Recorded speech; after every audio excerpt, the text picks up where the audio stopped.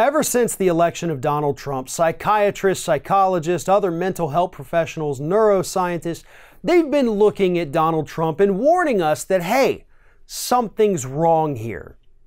But guess what, folks? It's not just Donald Trump where these people are saying, hey, something's not right with his head.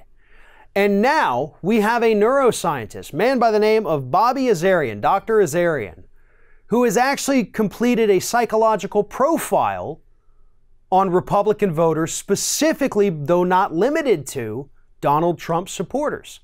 And Dr. Azarian here identified 5 traits that these Trump-supporting Republicans tend to have. Maybe not all of them, but most of them. So I wanted to take a minute and run through these traits that Dr. Azarian has identified in these Republican voters. The first is authoritarian personality syndrome. This refers to the advocacy or enforcement of strict obedience to authority at the expense of personal freedom, and is commonly associated with a lack of concern for the opinions or needs of others. We see that all the time with Republicans, the very selfish mentality. I don't want to pay off your student loans. I don't want to pay for you to have health care. I got to get mine. And besides, we got to follow the rules. We all got to do our part. We got to follow the president because he's the president. Now this, as Dr. Azarian points out, is a syndrome. It is characterized by belief in total and complete obedience to one's authority. That is why we see these hardcore Trumpers out there always. Whatever the president says, I believe you, best president ever, hashtag CAG 2020.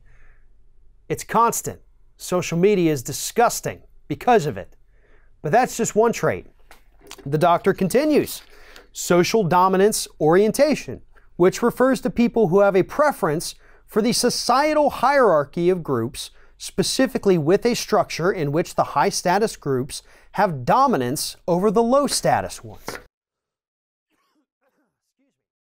So basically what this means is protecting the way things are, right? You got your upper echelon, your top 1%, the people getting those tax cuts.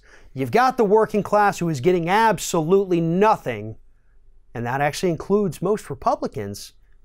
But they want to keep it that way because they believe that's the way it should be, because they also believe one day they're going to escape that bottom rung of the ladder and make it to the top, even though it's statistically unlikely to ever happen. The third trait he identified, obviously, prejudice. And this is interesting because he points out in this article that he's written here that this is not all Republicans, obviously.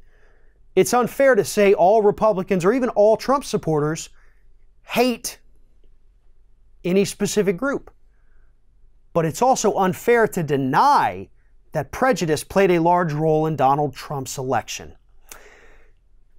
In his speech announcing that he was running for president, he called Mexicans rapists and murderers. That's pretty much not just a dog whistle, that's a bullhorn.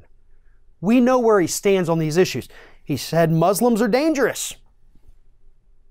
That's pretty straightforward. So sure, prejudice played a huge role in it. The last two here real quick. Intergroup contact. This is an important one in psychological studies. What this means is that Trump supporters, Republicans in general, do not spend much time outside of their social group. Meaning they don't seek out differing viewpoints. They don't seek out different cultures to hang out with. It's just their little white group, according to the doctor here, and that's what they like because it reinforces their own belief, and obviously that's very dangerous. And the fifth one is relative deprivation, which refers to the experience of being deprived of something to which one believes they are entitled. It is the discontent felt when one compares their position in life to others who they feel are equal or inferior but have unfairly had more success than them. This has played a part in a lot of Republican campaigns over the last 50 years. This is how they do it. Ronald Reagan with the welfare queen. Oh, you hardworking conservative voters, you're out there working 12-hour days, working overtime and not getting paid for it. Meanwhile, these welfare queens are living high on the government hog. They've got more than you and they're not doing anything. That's unfair. Bush, 1 and 2, and Trump, all out there selling us the talking points that, hey, they're taking your jobs. The immigrants are coming over and they're taking your jobs. That's not fair. It's not because you don't have the skills necessary. It's not because your employer wanted to fire you to get cheap labor. It's just because of the immigrants, and the Democrats are letting it happen.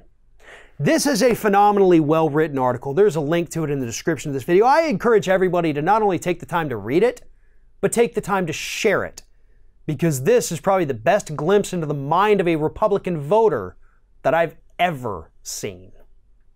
Thanks for watching, everybody, and don't forget, if you like what you see here, like, comment, share, and subscribe to our channel. And now you can also become a member of Ring of Fire and get exclusive early access to certain Ring of Fire videos all throughout the week. Just click on the little join button right below the video.